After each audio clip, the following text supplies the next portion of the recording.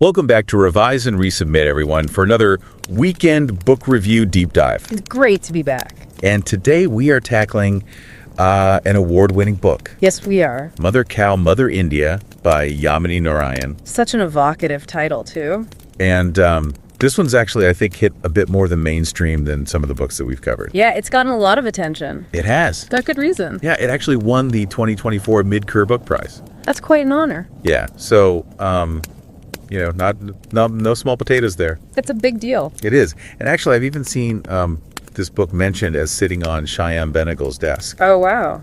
So, again, kind of reaching outside of just the purely academic. Into popular culture. Yeah. That's really cool. So this book dives into the complex realities of India's dairy industry and cow protectionism. Right. So much more than just the simple cow is sacred narrative that we often hear. Exactly. And kind of trying to tease out what a post-dairy future might look like. Yeah, what are the possibilities for a more just and sustainable system? Yeah, and so I guess that kind of brings us to the first chapter, which really kind of throws you right into the thick of things. It does. There's no easing into this one. Yeah. The book opens with this really jarring scene of a cow having an epileptic fit.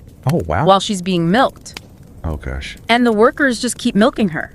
Really? Yeah, they don't even pause. They just see her as this milk machine, sacred or not. That's awful. Yeah, it's a pretty brutal introduction to the realities of the industry. It makes you question what sacred even means in this context. Right, like if this is how a revered animal is treated, what does that say about the whole system?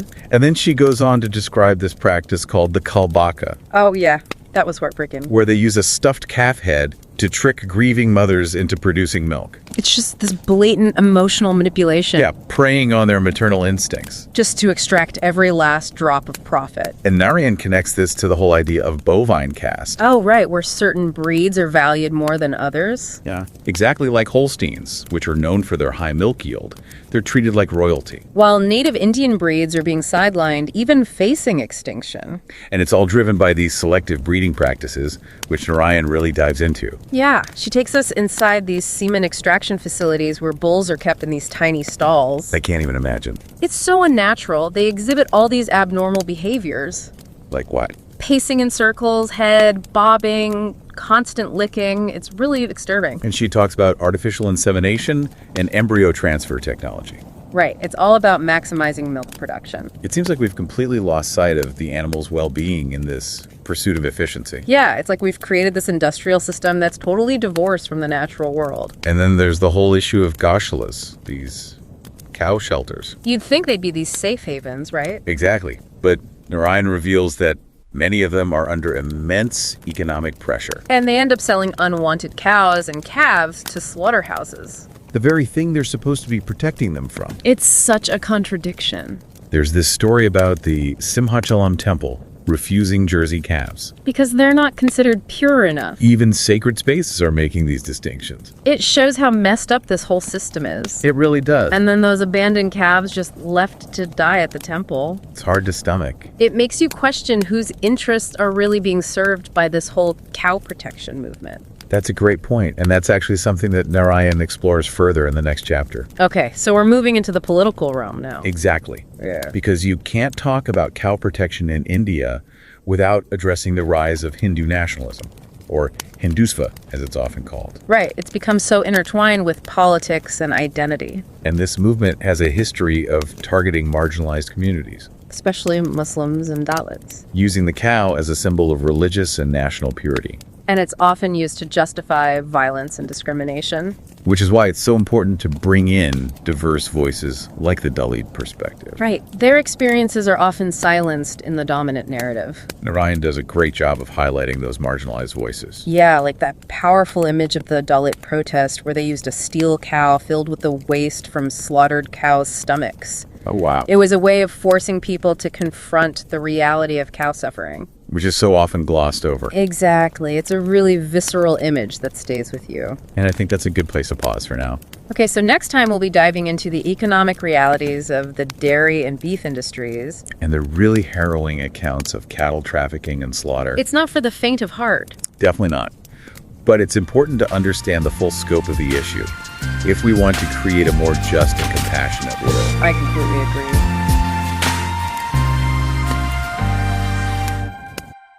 And it's interesting how she connects this whole cow protectionism movement to the economic realities of the dairy and beef industries. Yeah, I mean, it's easy to think of them as separate, but they're actually deeply intertwined. Right, like you have these cows producing milk for years, but eventually they stop being profitable. So what happens to them then? Well, often they're sold into the beef industry. So even if you're avoiding beef consuming, dairy is still connected to that system. Yeah, it's kind of a hidden link that a lot of people don't realize.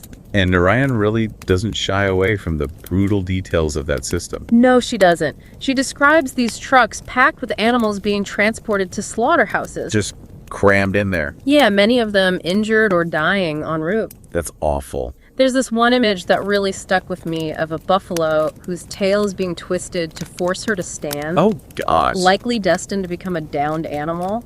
It's just heartbreaking. It really makes you think about the suffering behind every burger or glass of milk. Yeah, it's easy to forget about that when you're at the grocery store. And it's not just limited to illegal slaughterhouses either. Right. Even in legal ones, there's this intense focus on efficiency and profit. That often comes at the expense of animal welfare. She describes visiting both types of slaughterhouses, the sterile environment of a legal one versus the chaotic cruelty of an illegal one. And it really highlights how the demand for cheap meat fuels this whole underground economy. With a network of informers, police, and vigilantes all profiting from the suffering. It's a really disturbing picture. But even in the so-called humane slaughterhouses, Narayan talks about the psychological toll it takes on everyone involved. Yeah, she has this really powerful section where she describes witnessing the waiting animals. Those about to be killed. Yeah, it's just chilling. It really brings home the individual lives at stake. And the terror they must be feeling in those final moments. It's hard to read those accounts without feeling a sense of nausea. I've felt the same way. It made me question how we can be so disconnected from the origin of our food. And how we can ignore the sentient beings behind those neatly packaged products. It's a tough question to grapple with. But it's one that we need to ask ourselves. So where do we go from here? Well, Narayan doesn't offer any easy answers, but she does highlight some potential paths forward. Like what? Well, she talks about the rise of veganism in India, which is encouraging. It shows that people are starting to question those traditional food choices. But she also cautions against the pitfalls of plant-based capitalism. Right, just replacing dairy with mass-produced vegan products doesn't necessarily solve the problem. It could just create new forms of exploitation. It's about being conscious consumers and supporting companies that prioritize animal welfare. And social justice and environmental sustainability. It's not just about blind faith in labels, but about making informed choices. Exactly. But beyond individual action, we need systemic change. And Narayan highlights the legacy of Verghese Kurian, who's considered the father of India's White Revolution. He created this really successful cooperative model for dairy farmers. Yeah, and it empowered them and increased milk production. So she's proposing that we take that model and apply it to plant-based agriculture. That's exactly right.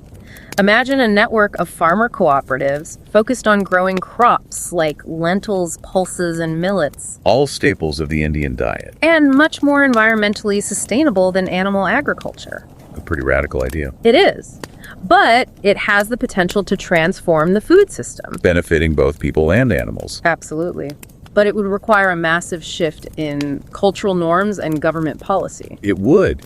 But, I mean, that kind of brings us back to her point about, what does it actually mean to revere the mother cow? Right. If we really care about their well-being, then we have to look beyond just the act of slaughter. We have to consider the whole system. Exactly, and all the different forms of exploitation that are happening within it. And be willing to challenge those ingrained narratives. The ones that tell us that dairy is somehow separate from beef, or that cow protection is just about Hinduism. It's about expanding our understanding and recognizing the interconnectedness of these issues. And being open to new ways of thinking about our relationship with animals and the food we consume. I think that's a really important point. It is. It's not about having all the answers, but about being willing to ask the tough questions. And to have those uncomfortable conversations. And to keep learning and evolving. This deep dive has been a real eye-opener for me. Me too. It's definitely challenging, but also incredibly thought-provoking.